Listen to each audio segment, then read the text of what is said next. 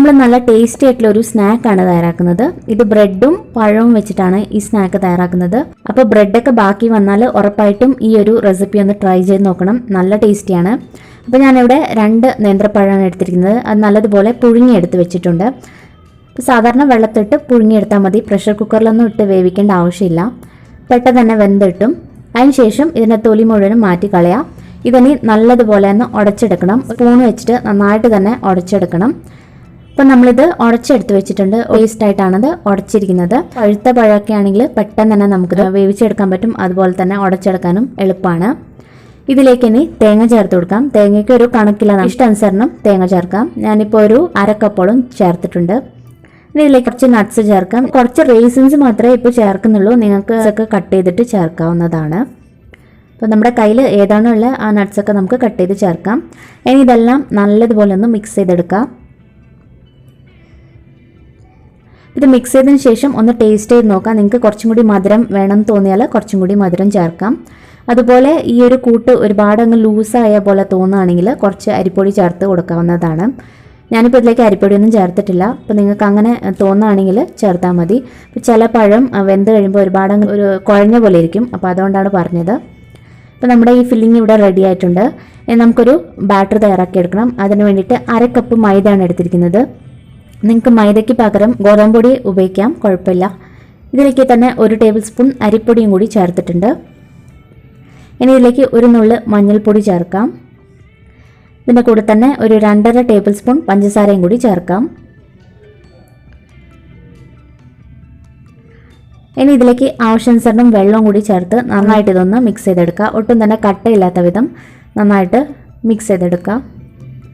ഇപ്പം നമ്മൾ ഇത് മിക്സ് ചെയ്തെടുത്തു. ഇതുപോലെ ഇരിക്കണം നമ്മുടെ മാവ്. ഒട്ടും തന്നെ കട്ടയില്ലാത്ത വിധം ഇതുപോലെ ഈ ഒരു പരുവത്തിൽ മിക്സ് ചെയ്തെടുക്കുക. നമുക്ക് ബ്രെഡ് എടുക്കാം. ഞാനിപ്പോൾ 2 സ്ലൈസ് ബ്രെഡാണ് എടുത്തിരിക്കുന്നത്.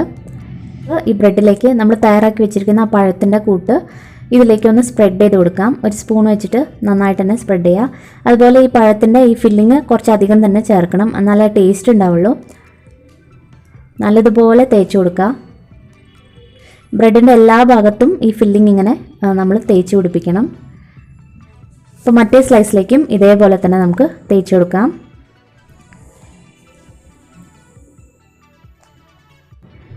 ഇനി നമുക്കിത് കട്ട് ചെയ്തെടുക്കണം. കത്തി വെച്ച് കട്ട് ചെയ്യാം, അതല്ലെങ്കിൽ പിസ്സ കട്ടർ വെച്ചിട്ടും കട്ട് ചെയ്യാം. ഞാനിപ്പോൾ പിസ്സ കട്ടറാണ് ഉപയോഗിക്കുന്നത്. നമുക്ക് ഇഷ്ടമുള്ള ഷേപ്പിലേക്ക് ഇത് കട്ട് ചെയ്തെടുക്കാം. അപ്പോൾ ഇതുപോലെയാണ് ഞാനിപ്പോൾ കട്ട് ചെയ്യുന്നത്. നിങ്ങൾക്ക് ഏത് ഷേപ്പ് വേണമെങ്കിലും വെച്ചിട്ട് കട്ട് ചെയ്യാം. കത്തി വെച്ചിട്ടും പെട്ടെന്ന് തന്നെ കട്ട് ചെയ്തെടുക്കാൻ പറ്റും. നല്ല മൂർച്ചയുള്ള കത്തിയായിരിക്കണം.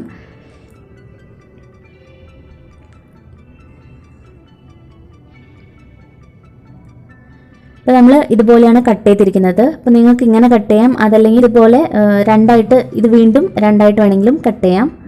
അപ്പോൾ കുറച്ചും കൂടി ചെറുതായിട്ട് ഇതുപോലെ നമുക്ക് ഇഷ്ടം പോലെ കട്ട് ചെയ്തെടുക്കാം.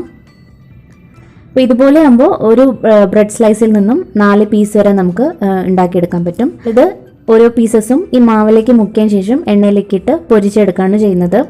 അപ്പോൾ നമ്മുടെ എണ്ണ ഇവിടെ നല്ലതുപോലെ ചൂടായി വന്നിട്ടുണ്ട്. അപ്പോൾ ഈ ഓരോ പീസസും നമുക്ക് ഈ മാവിലേക്ക് ഇട്ട് മുക്കിയതിന് ശേഷം എണ്ണയിലേക്ക് ഇട്ട് വറുത്തെടുക്കാം. അപ്പോൾ നമ്മൾ ഈ ഫില്ലിങ് വെച്ചിരിക്കുന്ന ഭാഗം ഒരുപാട് അങ്ങ് ഡിപ്പ് ചെയ്യാതെ സ്പൂണിൽ മാവിട്ട് കൊടുക്കുന്നതായിരിക്കും നല്ലത്.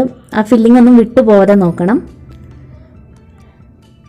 അപ്പോൾ ഓരോന്നും നമുക്കിതുപോലെ തന്നെ നല്ലതുപോലെ മാവിൽ മുക്കിയതിന് ശേഷം എണ്ണയിലേക്ക് ഇട്ട് കൊടുക്കാം. ഇത് ഹൈ ഫ്ലെയിമിൽ തന്നെ ഇട്ട് വറുത്തെടുത്താൽ മതി. കാരണം ഇതിൻ്റെ അകത്തൊക്കെ വെന്തതാണല്ലോ. ജസ്റ്റ് ഇതിൻ്റെ പുറമേ മാത്രം ഒന്ന് ക്രിസ്പി ആക്കി കിട്ടിയാൽ മതി. ഇപ്പോൾ ഒരു ഭാഗം ആയി വന്നിട്ടുണ്ട്. ഇനി നമുക്കിത് തിരിച്ചിട്ട് കൊടുക്കാം.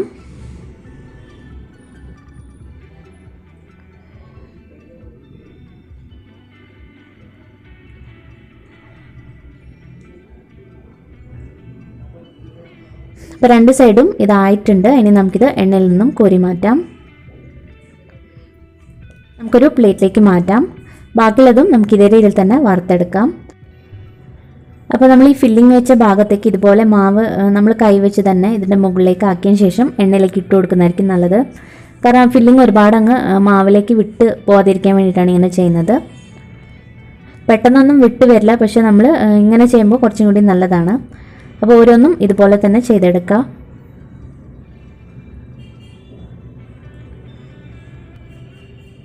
നമുക്ക് 2 സ്ലൈസ് ബ്രെഡിൽ നിന്ന് തന്നെ ഒരുപാട് സ്നാക്സ് ഉണ്ടാക്കിയെടുക്കാൻ പറ്റും.